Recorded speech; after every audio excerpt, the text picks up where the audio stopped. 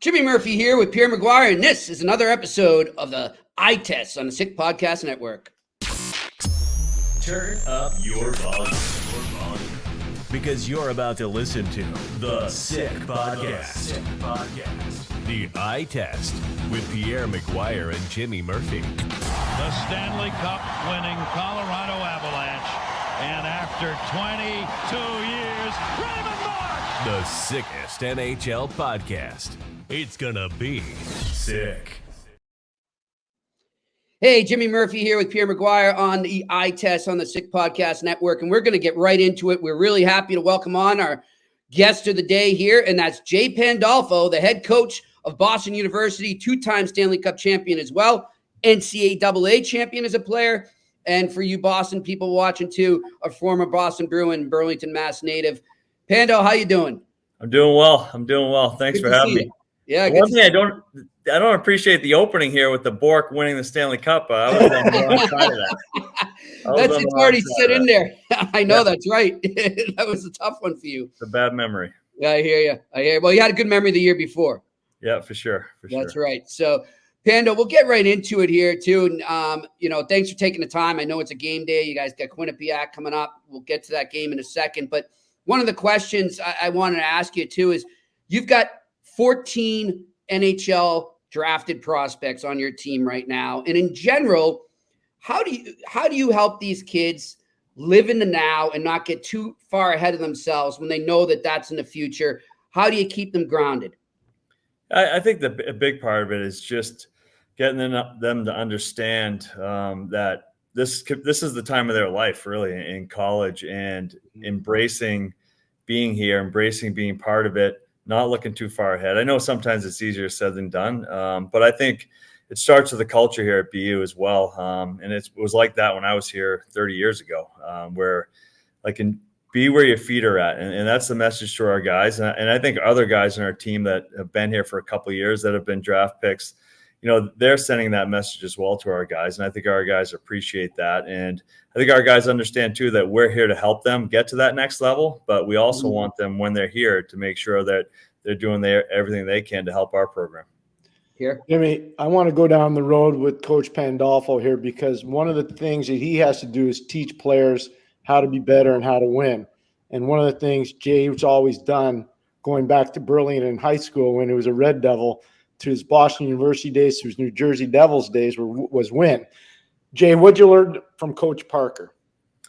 Yeah, it really was about playing winning hockey, and that's the message that we're trying to send now. It's all the little things that add up over the course of the games that help you win at the end. And if you're not doing those things right, it's very difficult. I don't care how talented you are as a team and how much talent you have on your team. If you don't play the game the right way, you're going to have a hard time winning championships. So that's the things that we're trying to instill in our guys. It's just the little details that matter that are going to help you win. And for us right now, it doesn't just happen overnight. We have 13 new players on our team this year, and it takes time for guys to understand that. Anything from even last game, we played Maine and we're up 5-2 in the third period, should have put the game away. But we take not a very smart penalty in the 200 feet from our net. They score on the power play, not putting pucks in at the right time. All these little things that add up, and you're not going to win unless you do things the right way. So it's just constant teaching and going over stuff with these guys to get them to understand that if you want to win, you have to do things the right way. What'd you learn from Jacques Lemaire, your first NHL coach? Jacques is probably the smartest coach I've ever been around. It was about the details in every part of the game. A lot about angles, a lot about returning to the defensive zone, a lot about transition, just the little things that help you win hockey games. He was the most detailed coach I had ever been around. There's no question about it. You won your first Stanley Cup in 2000, and Larry Robinson was the head coach. What'd you learn from Larry? Another guy that came from the Montreal system of winning championships, and very similar to Jacques, just about doing things the right way, and also to understanding what your role is and accepting that and accepting your role and doing it well so you can help the team win. And you have to sacrifice that. That's part of it. not everyone can play on the power play. Not everyone can be on the first line. You have to have guys buy in, and those guys were very good at doing that and getting guys to understand that you have to accept that role and do it to the best of your ability. Your second Stanley Cup was in 2003. You guys won a Game 7 against Anaheim. Pat Burns was the coach. Another Montreal tie-in. What'd you learn from Pat? Yeah, Pat was one of my favorites. He was he could be very hard on you, but at the end of the day, he just wanted you to compete and play hard and do anything you can for the team. And if you did that, he had a ton of respect for you, and that's what he wanted from our group. And he got that. I don't think we had a really good team, but I don't think we were the most talented team in the National Hockey League in 2003. But we played hard and we played the right way. And obviously we had a great goaltender as well. But Pat just instilled that he wanted guys to compete, and that's how we won. Jimmy, that goaltender he's alluding to, by the way, was a 20th pick in the 1990 draft, Marty Brodeur. So he was a pretty good goalie. Yeah, Jimmy, I think Coach might have a first overall pick on his BU team. Do you want to maybe play a little tape for him? Yeah, let's do that. Goes down deep, centering feet for Green, and that one cuts middle, high slot. Celebrini holding at the circle, get it out high, comes right back to him, and he scores! Man, this kid, Pando, that's the first time I watched that game, and that's the first time I really watched him closely. He is the real deal, and the way he thinks the game is what struck me the most. What can you tell us about Macklin Celebrini? Yeah, I talk, obviously, a lot of people are asking me about Macklin, and I can't say enough about this kid. Forget about how good he is as a player, but just overall as a person as well, and how driven he is, how dedicated he is, what a great teammate he is. But he is such an impressive player. To be 17 years old and to play the game the way he does, it really is impressive. Obviously, he's very talented offensively, but this kid competes just as hard defensively, works above the puck, works back to the D zone. We have him up, when we're 5-on-6 protecting the lead. He's out there at the end of games because he's that detailed. He cares about every part of the game, which is I think you don't see that a lot in 17-year-old hockey players that have this high offensive upside, and that's what's so impressive about him. And the other thing too is he plays inside the dots. Like, he attacks, he gets inside the dots. He's anything but a perimeter player. He's opposite. Like, he plays inside all over the ice. And he works. Like, he works at everything he does, and he's so prepared. And I think that's why he's so good. Like, he's prepared with everything he does. And a lot of times when you're that prepared and you're that talented, good things are going to happen. So I can't say enough good things. It's very impressive, and he's actually wonderful to coach. He wants to learn. He's willing to learn. Everything. He is so coachable. And like I said, I can't say enough about this kid. One of the players you have too, a second-round pick of the Montreal Canadiens, Lane Hutson, an undersized defenseman. Is there a player in the National Hockey League that he reminds you of, Jay? It's funny you ask that. Like, Kim Bramble and I, I coached the National Hockey League, played in the National Hockey League. Kim was, player development, skills coach in the National Hockey League. We can't really think of a guy that plays like him, like exactly like he just has such a unique style. He's like a point guard in basketball, where he basically he one-on-one sets up guys, and no look passes, all sorts of stuff he does is so impressive. I don't know if there's one guy. I guess Fox a little bit, just the way he thinks the game. Like, he really thinks the game, but plays a little bit different than Fox, but thinks the game the same way. He's a step or two ahead of the players he's playing against. And another guy that is off the charts competitive he is, which is very impressive. Another guy that he's in the office every Monday at 8:00 wanting to watch the games from the weekend. That's how he's wired. He wants to get. You're spot on. And you know what? It's great, Coach, that you brought up Adam Fox, because that's the comparable that I've been using on the player. I think once he gets a little bit bigger, people forget when Adam Fox first started at Harvard, he wasn't exactly a large guy. But he grew into his body and he got bigger because of training. And I think Lane Hutson will have the same thing. The final player I want to ask you about, he's a Montreal Canadiens second-round pick, is Luke Tuch. Yeah, Luke Tuch he's been arguably, besides Macklin, from day one this year, our most consistent player. I think the big thing for Luke is came into the season healthy. I think the last couple of years, he's even come into the season a little banged up and didn't get off to great starts, but now he's healthy. He's playing to an identity. He's a big, strong power forward type player. And you're seeing that now. You're seeing it shift after shift. He's playing with Macklin. He's earned that. He's creating space for Macklin. He's starting to make a lot more plays too. They're starting to read off each other pretty well. So I can't say enough good things about Luke. Like he at times right this year has looked like a man against boys with his physicality. And I think that's what we've kind of expected from him. But I think the injuries had slowed him down in the previous couple of seasons, but he's really on top of his game right now. What's been the biggest transition for Jay Pandolfo leaving life in the National Hockey League, where you were for over 20 years, to now being a college coach at your alma mater? Yeah, it's just been great for, number one, just being back here. Spent 4 of the best years of my life here and had such a great experience. And hopefully I can, get these players here to have that same type of experience that I had and do things similar the way they were done, the way Jack Parker did it. So I really enjoy that, and just being around my family more. It's just a different lifestyle in college, and it's still a grind. You're still out recruiting, and you have the weekend games, but you are home more. I'm at a lot more of my kids' practices, a lot more of my kids' games, and I really appreciate that fact. So I'm just having a blast doing this. Jimmy, I don't like to give out free advice, but this is my only advice to Jay Pandolfo before they play Quinnipiac: play 5-on-5. I appreciate that. We'll try to keep it that way. For sure. Thanks, Coach. Thanks a lot, guys. Coach. We appreciate you joining us. Good luck. No problem. I appreciate you guys having me. Thank you. All right. That's Coach Jay Pandolfo. And man, Pierre, growing up, when you're growing up watching hockey, you kind of always flock to the stats guys, right? Or the flashier guys, the high-end players. Those are the players that the fans love.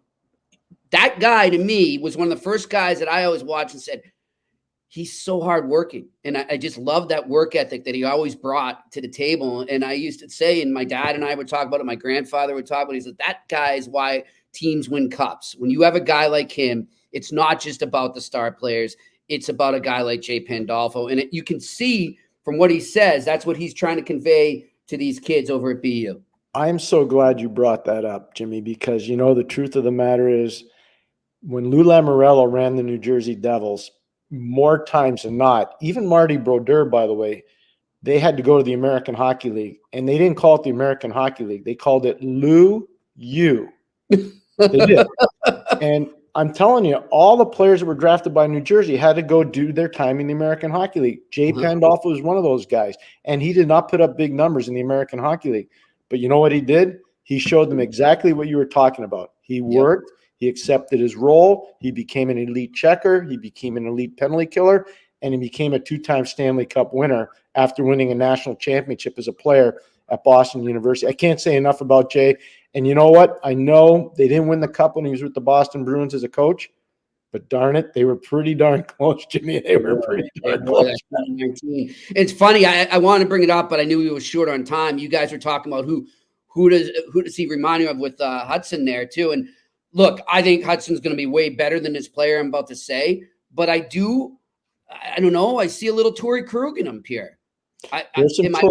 There is. The difference is I don't think Torrey had the same peripheral vision or has the same peripheral vision that Lane does, but they're similar in how they carry the puck and move out of their own zone. Yeah. That's the one thing I see about Adam Fox, or comparable with Fox and Hutson. Fox has this uncanny ability to move the puck all over the ice. You think he's going to his right, but he's really going to his left. Hudson's kind of the same thing. And I love the comparable that Coach Pandolfo used when he said he's like a point guard in basketball. Yeah. Because he really is. If you have not seen this player, he is an unbelievably unique player to watch play. He really is. It is. It's great. Pierre, look, we're psyched to have that, and we're going to have, obviously, Greg Brown, all these college coaches. I'm psyched to get these guys going on, Pierre, and keep talking about this too.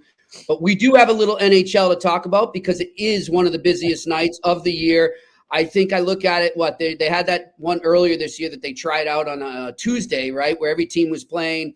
And now we're going to get something similar to that tonight, and we're going to have it Friday as well. I love it. I think the NHL needs more of this. I kind of call it puck madness, like March Madness. It's great. It's just buckle up, get some pizza, kick back, or on Friday, get your leftovers, make your Thanksgiving sandwich there, and watch a lot of hockey. And I'll tell you, Pierre, two of the games that I'm going to go out west, the two games I'm watching for Wednesday night, I think are going to be wars. And we'll start with the Vegas Golden Knights at the Dallas Stars. Some playoff history there from last year. The Vegas Golden Knights come in right now as the best team in hockey, just ahead of the Boston Bruins, and the Dallas Stars are nipping at them right there, right below them. What are you looking at in this game that will stand out to you as it gets going? It's a coaching showdown. It's Pete DeBoer versus Bruce Cassidy. So it's adjustments.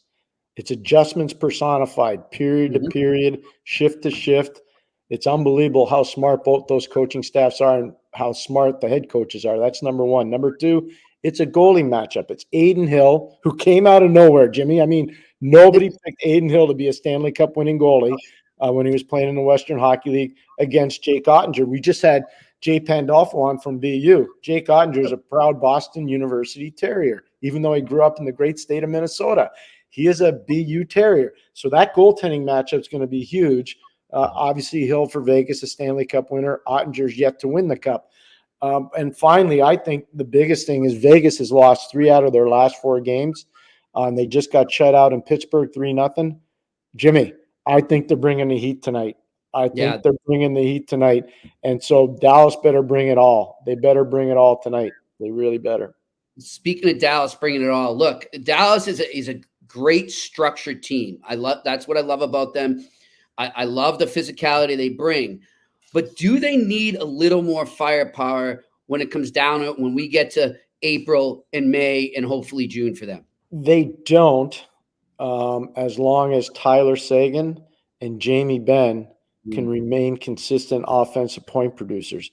If they can't, and over the last couple of years, they have not been as consistent as I'm sure both players would like to be, and like Jim Nill, the general manager, would like them to be, or Pete DeBoer, the head coach, would like them to be. But they're still very viable players.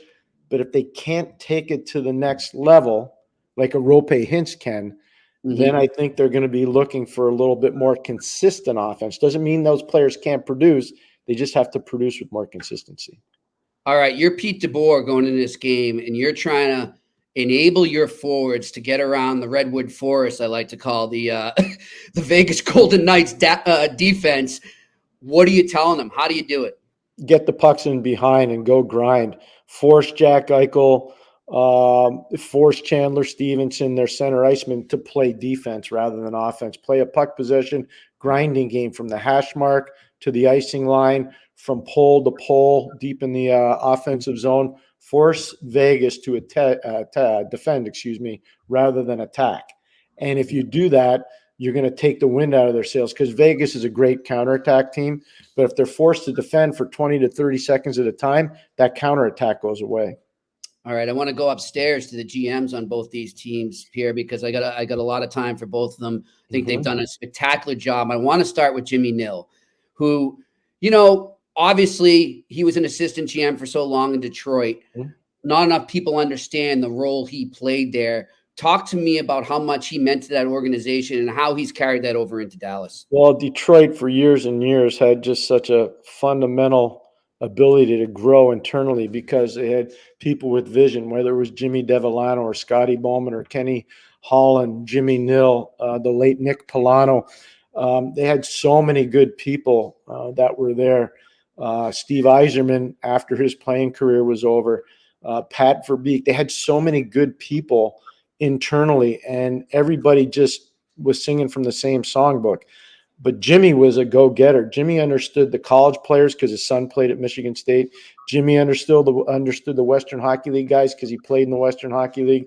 He knew the Ontario and Quebec leagues because he had worked there, especially in his time with the Ottawa Senators, where they're just coming out of expansion. So Jimmy had this unbelievable ability to understand all the different things that happened. And remember, it's really important. Håkan Andersson's probably the best European scout ever. He's part of the Red Wings organization. Jimmy Nill spent, I'm just going to say, thousands of hours probably with Håkan overseas. That makes a difference, Jimmy. It goes back to what we were talking about.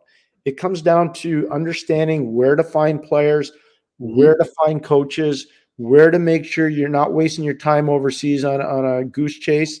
And so when you got quality people to learn from, and Jimmy did, you become a quality management person. And that's exactly what Jimmy is. And we go to the other side, Kelly McCrimmon, obviously a great hockey family. You knew his brother well. God bless him. But I look at Kelly McCrimmon, Pierre, and I kind of think of Bill Belichick because he'll do whatever it takes to win. He's ruthless, and he's good. He doesn't care if a player is the fan favorite. If he's got to ship him out to get better, then he's doing it. Well, here's the thing about Belichick. He didn't care if you played lacrosse at Rutgers University and he thought you could be a good wide receiver, or if you are left tackle at Rutgers and he said you're better on defense rather than offense. I've never seen a guy recruit and draft more guys from Rutgers University in the NFL than Bill Belichick. Yep. So he kind of was comfortable with that. Well, now Kelly McCrimmon, that's a great comparable by you, Jimmy, by the way. Kelly McCrimmon, he knows the Western Hockey League better than anybody. He was a coach, he was a general manager, and he's an owner of the Brandon Wheat Kings. So nobody knows the West better. So look at their roster. Look at their roster. I'll give you an example of their roster and how they've built it. Zach Whitehead, or Whitecloud. I said Whitehead. Zach Whitecloud. He's a kid that grew up right next to Brandon. Didn't play for the Brandon Wheat Kings, went to Bemidji State. The LA Kings actually brought him to rookie development camp, and they didn't sign him.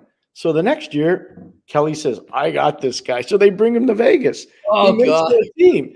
That's just one example. And you can go down the line. Look at Braden McNabb. Look at all the guys that are on the Vegas Golden Knights, especially those big lumbering trees you talked about on the back end. Most of them are Western Hockey League guys. Yeah. And who knew them better than anybody else?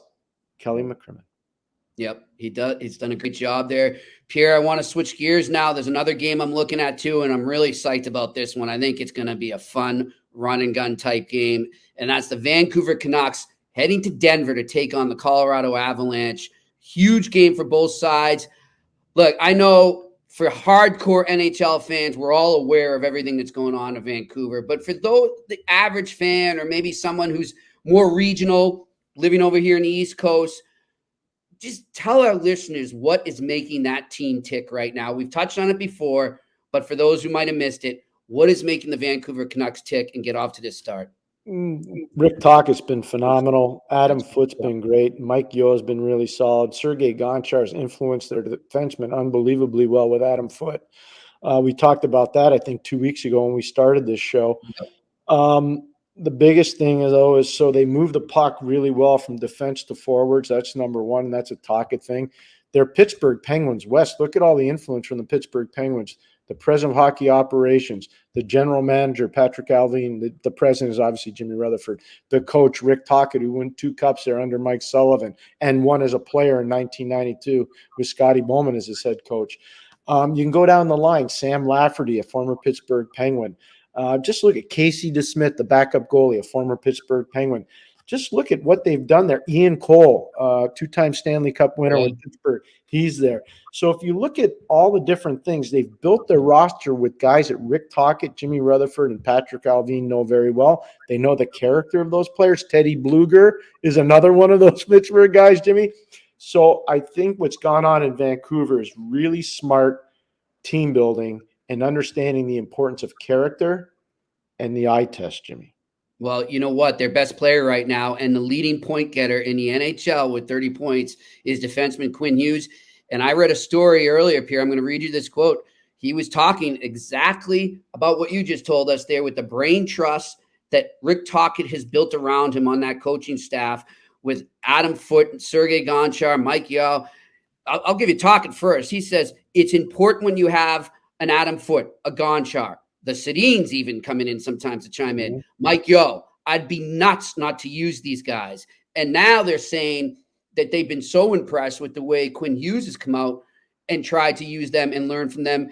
And he comes out right here, Pierre, and he says, I didn't understand how great and how smart these guys were.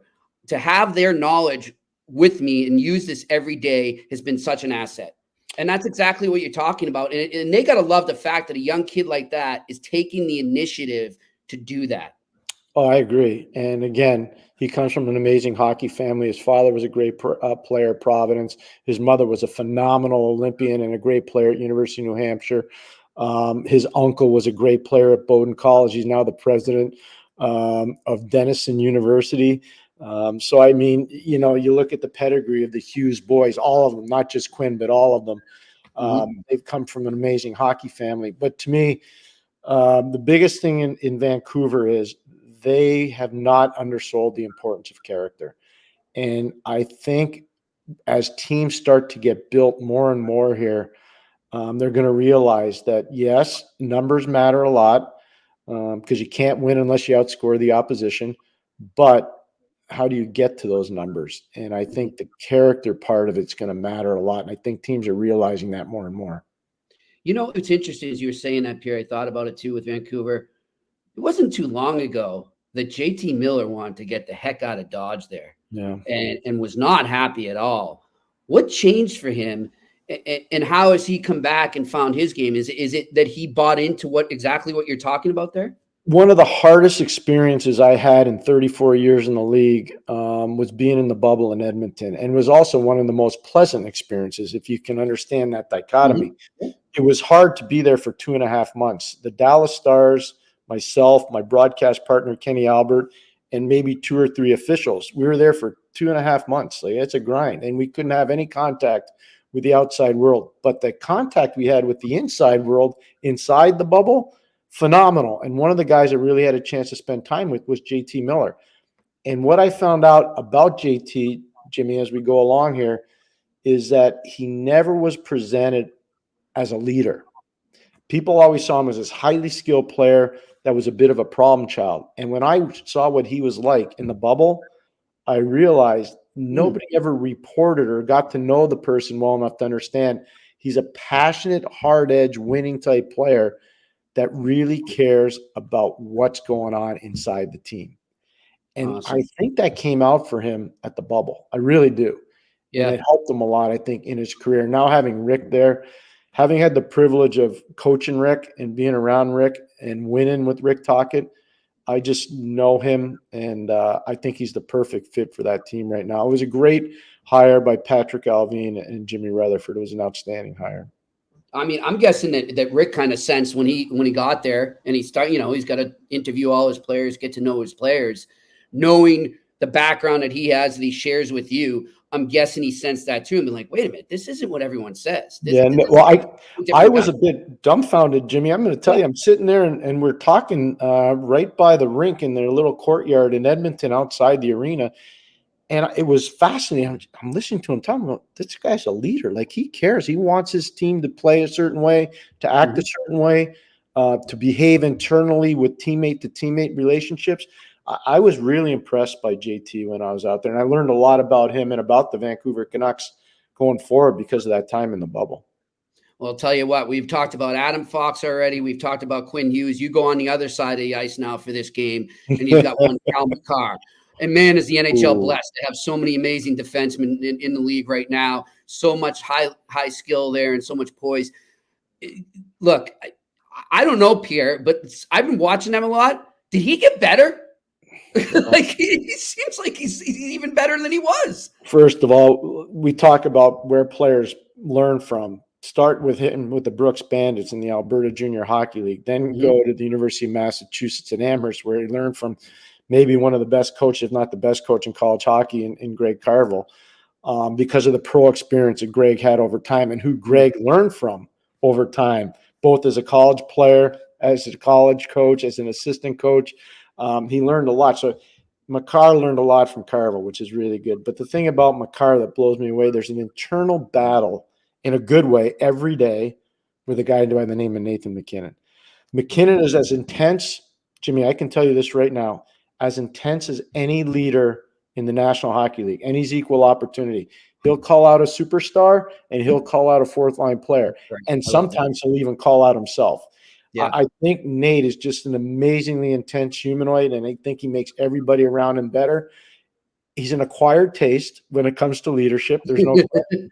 But he's to this day, he and McGuire might be the two biggest power players in the league in terms of how they manufacture offense. MacKinnon with a straight ahead speed and a strength, and McGuire, he just overwhelms you. Watch how hard it is to forecheck him, Jimmy. Yeah, it's almost impossible to contain him on the forecheck because he's so fast and so strong. So you put McGuire and McKinnon against one another, it makes everybody else better. Yeah. It just makes everybody else better. I'm with you. All right, we're going to close it out, Pierre. And I know I don't mean to throw a curveball at you, but we did discuss this off air, and I'm just got reminded by a friend who's texting me about it because I told him about our discussion about the Edmonton Oilers. Yep. And I think you know where I'm going with this. And look, the other day, Connor McDavid comes off the ice after his team blows another lead. They lose to the Florida Panthers, and our friend Mark Spector is there, and he's asking him questions after the game. And hey, look, I'm going to say you called Nathan McKinnon acquired taste. I love Spec, but he's an acquired taste as well. But, he does his job. He's a hard worker, and he's just asking him a question he's got to ask. And he says to him, Connor, you come out another one of these kind of seesaw games. Do you want to maybe stop winning 8-6 or being in 6-5 games, 5-3? Do you want to maybe start winning 4-1, 3-1, 2-1 type games? And McDavid did not take it the right way. I get it. He's frustrated. He's kind of snaps him. He goes, how many times are you going to ask me this stupid question? And he's like, well, what are you going to do? And my question to you was that I wouldn't say it, but I'm thinking in my head, well, if you don't want to be asked the same question, Connor, then come up with a different result. And I'm being blunt here, and I'm not trying to, insult Connor by any means. He's the best player in the game by all accounts. I don't know him personally, but by all accounts, a great guy. But at the same time, it started making me think with him and Draisaitl and what's going on. You've got 5 coaches there now, 3 GMs. At what they've tried to put different players around them. They've tried to make it work in different ways. Maybe they haven't done the best job. I don't think they have. But at the same time, there's been different players kind of slotting in around them, and nothing seems to work.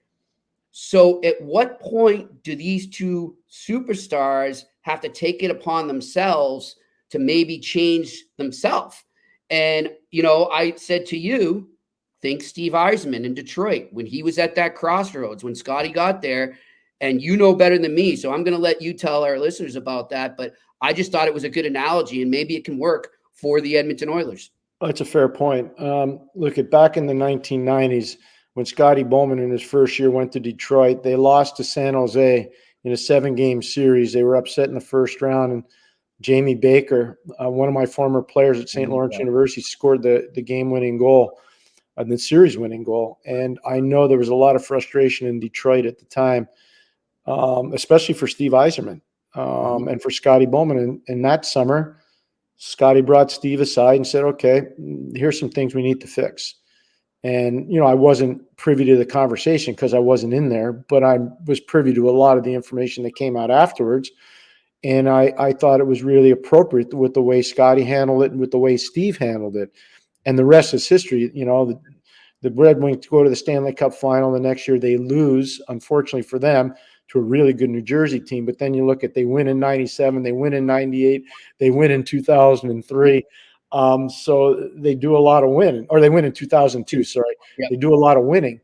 And Steve's a huge part of that. And I think that conversation you had with Scotty Bowman was huge. Kenny Holland was privy to that. He would know that, the general manager in Edmonton. But somebody else that would be really knowledgeable about that, and this is where I think it was smart to put him on the coaching staff.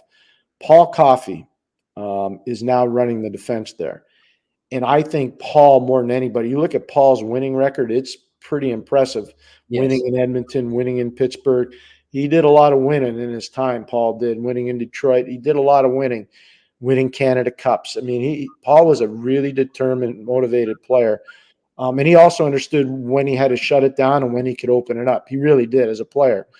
And I think he can probably help Chris Knobloch, the new coach in Edmonton, a lot, Jimmy. I really do. I think between Paul Coffey and Kenny Holland, I think they can get both those star players' minds right to understand there's a certain way you have to play. Yep. And if you don't play to that level, then you're never going to win.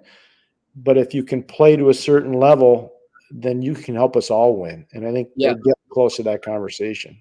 It's true. And you could be the most skilled player in the world, but if you don't play to the game we're talking about right now, it's not going to matter. And you know what struck me when we were talking with Pandolfo, and we can draw a parallel here, and man, that's a good sign that a kid 17 years old is doing this. What did he say? He said, forget about how skilled he is. We all know that. He's a great player. What struck me is how hard he works, how much better he wants to get, how much he loves the game, wants to learn. You can never be too old to do that, Pierre, and you know that. And if you can convey that, maybe if Kenny Holland and Paul Coffey can kind of convey that to these guys, but look, guys, we know you're the best in the world. We owe the world to, we're grateful for everything you do, but you have the ability to lead because you're a superstar. If they see you start doing those little things, then it's going to rub off and it's going to be a ripple effect throughout the lineup. That's what I think needs to happen in Edmonton. They can go out and make all the moves they want, but until those guys start doing that, I don't see a change happening. You know, when you were just talking about what Jay Pandolfo said about Macklin Celebrini, I thought of one player. I really did, Jimmy. And he's a former Hockey East player that was recruited by the late Sean Walsh. His name is Paul Kariya. Yeah. And I just remember when Paul came out of BC and went to University of Maine in Orono. I remember I was coaching Hartford, and Brian Burke and I and our staff went to BC to actually watch Paul Kariya play in his draft year. And what blew you away was he wasn't one of the bigger guys, obviously, on the ice in a game that had a lot of big players between Maine and BC. What blew you away was his ability to force turnovers, dominate the puck, and back check. Yep. He was so good at it. And eventually, obviously, Anaheim made a legendary pick and got him. But, you know, you think back, I'm trying to think of players that Macklin Celebrini would remind people of. Yeah. And I would say it'd probably be Paul Kariya. And to keep drawing parallels to our convo with Pando, I mean, he was on that team in 2003 that played Kariya in the Stanley Cup final. And Pierre, you know, you covered that. You were between the benches. You were right there. And I'm sure you could tell our viewers right there, that was the type of leader who put his team on a back and carried them through that playoff run. Obviously, they got an amazing performance from J.S. Jaguar, you know, one of the few people to get the Conn Smythe as a losing player. But Kariya could do that. He could put the team on his back and take them with him, and they all bought in. Yeah, I just wanted to make one subtle correction because there'll be people picking at it. No, it's okay. I was covering that series for TSN with Gord Miller and Bob McKenzie. I wasn't between the benches. But what I can tell you, I was in the press box, Jimmy, when Scott Stevens blew up Paul Kariya, and he whacked him, but good. Open ice hit, legendary Scott Stevens hit, and everybody thought Paul Kariya was done. He came back and put on a show that was unbelievable. So that's one of the memorable, you know, when they talk about iconic moments in Stanley Cup final history, that's one of them. Even though Kariya's team didn't win, Paul Kariya was a winner that day. It was unbelievable to watch how he did that. So I love what you just said because it's true. You know, guys that can put teams on their back and lead the way. And I think McDavid can do that. I think Draisaitl can do it. Now they just have to show the guys in the room that they mean business and they can do it. I'm with you. Well, listen, always a pleasure, my friend. Happy Thanksgiving. I know you're up in Canada, so are you celebrating American Thanksgiving as well? Absolutely. My wife Melanie went out to our favorite butcher in Montreal and got a turkey because it's not turkey season up here, obviously. And I'm a little bit up north. I'm up in the woods and going to celebrate it with my mother-in-law and my mom. So I'm looking forward to that. And then a full weekend of college hockey and NHL hockey. So I can't wait, Jimmy. And we'll be talking on Monday. Can't wait. For sure. I can't wait. And that's when the next episode of the Eye Test on the Sick Podcast Network will happen. Thanks and happy Thanksgiving to all you Americans. Enjoy. And that's a wrap. Hope you don't miss us too much until next time. Follow the Eye Test with Pierre McGuire and Jimmy Murphy on YouTube, Facebook, Google Play, and Apple Podcasts.